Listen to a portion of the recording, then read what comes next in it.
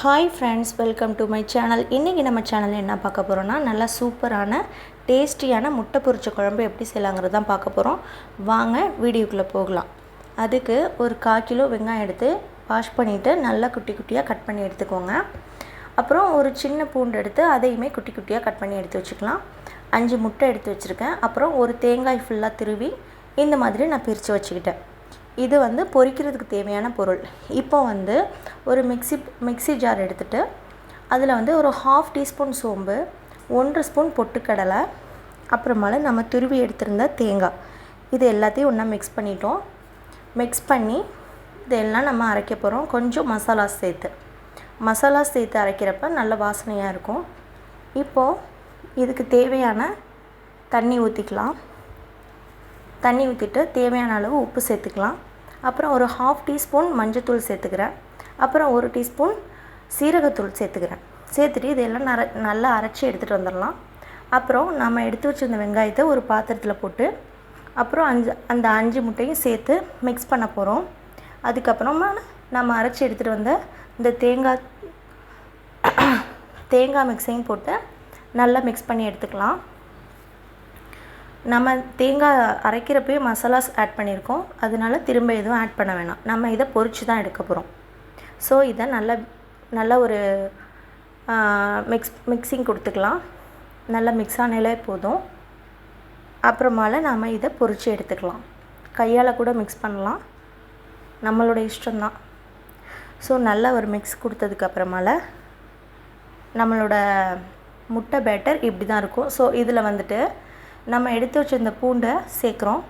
சேர்த்துட்டு நல்லா மிக்ஸ் பண்ணியாச்சு. இப்போது தோசைக்கல் நம்ம எதில் பொரிக்க போகிறோமோ அதை அடுப்பில் வச்சு நல்லா சூடுபடுத்திக்கலாம். சூடுபடுத்துனதுக்கப்புறமால நாம் எடுத்து வச்சுருந்த அந்த முட்டையை கொஞ்சம் கொஞ்சமாக போட்டு பொரித்து எடுத்துடலாம். இப்போது முட்டை பொரித்து ரெடியாக இருக்கும் பொழுது அடுத்ததான அப்புறமால நம்ம குழம்புக்கு ரெடி பண்ணலாம். இப்போ முட்டை பொரித்து ரெடி ஆகிட்டுருக்கு. ஸோ நம்ம எடுத்து வச்சுருந்ததை கொஞ்சம் கொஞ்சமாக இந்த மாதிரி போட்டு பொரித்து எடுத்துக்கலாம். இந்த மாதிரி குட்டி குட்டியாக பொரித்து குழம்புல போடுறப்ப நல்லாயிருக்கும். டேஸ்ட்டும் சூப்பராக இருக்கும், பார்க்குறதுக்கும் நல்லாயிருக்கும். ஸோ முட்டை ரெடி ஆகிடுச்சு. அடுத்து குழம்புக்கு நம்ம மீதி வச்சுருந்த தேங்காய் துருவலையும் அதில் ஒரு தக்காளி பழத்தை கட் பண்ணி போட்டுக்கலாம். 100 கிராம் புளி ஊற வச்சுருக்கேன். இந்த புளியை நல்லா கரைச்சி எடுத்துகிட்டு வந்திருக்கலாம். அதுக்கப்புறம் 2 தக்காளி பழத்தை கட் பண்ணி இந்த புளி கூட சேர்த்துக்கலாம். சேர்த்துட்டு கொத்தமல்லி, கருவேப்பிலை இதெல்லாம் போட்டு அதையுமே கலந்துக்கலாம். நல்லா கலந்ததுக்கப்புறமால இதில் நம்ம இப்போ மசாலாஸ் ஆட் பண்ண போகிறோம். நாம் மல்லித்தூள், இது மல்லித்தூள், சீரகத்தூள், சோம்புத்தூள் எல்லாமே மிக்ஸ் ஆன தூள், குழம்பு தூள் தான் இது. ஸோ அது 2 ஸ்பூன் சேர்த்துக்கிறேன். அப்புறம் மிளகாய்த்தூள் உரப்புக்கு ஏற்ப நம்மளுக்கு எவ்வளோ தேவையோ காரத்துக்கு ஏற்ப சேர்த்துக்கலாம். அடுத்து உப்பு, தேவையான அளவு உப்பு சேர்த்துக்கிறேன். இப்போது சேர்த்தாச்சு. அப்புறமால நம்ம என்ன பண்ண போகிறோன்னா மஞ்சத்தூள் கொஞ்சம் சேர்த்துக்கணும். மஞ்சத்தூள் மெயினு. ஸோ மஞ்சத்தூள் எல்லாத்துக்குமே நம்ம சேர்த்துக்குவோம். ஸோ மஞ்சத்தூள் சேர்த்துட்டு நம்ம அரைச்சி எடுத்துகிட்டு வந்த தேங்காய் விழுதையும் நம்ம சேர்த்துக்கலாம். தேங்காய் விழுதையும் சேர்த்து நல்லா மிக்ஸ் பண்ணியாச்சு.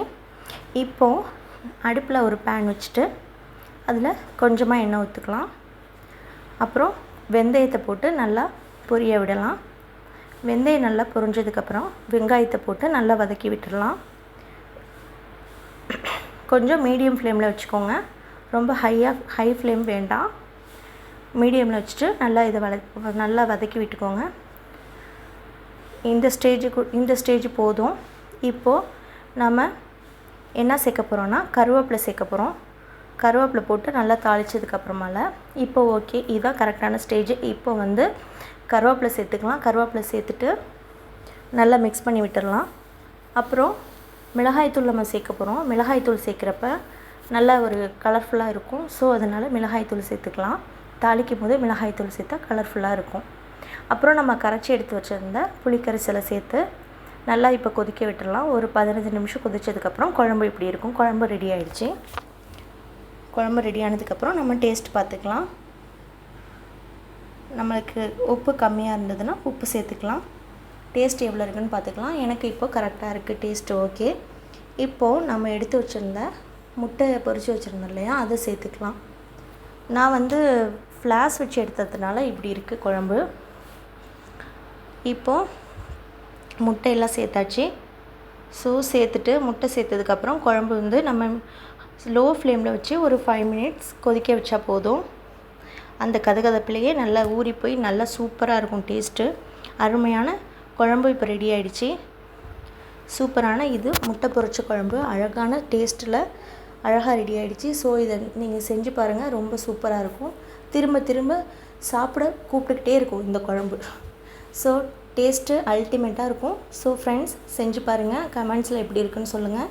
ஓகே ஃப்ரெண்ட்ஸ், வீடியோ பிடிச்சிருந்ததுன்னா ஷேர் பண்ணுங்கள், கமெண்ட் பண்ணுங்கள் ஃப்ரெண்ட்ஸ். ஓகே ஃப்ரெண்ட்ஸ், பாய்.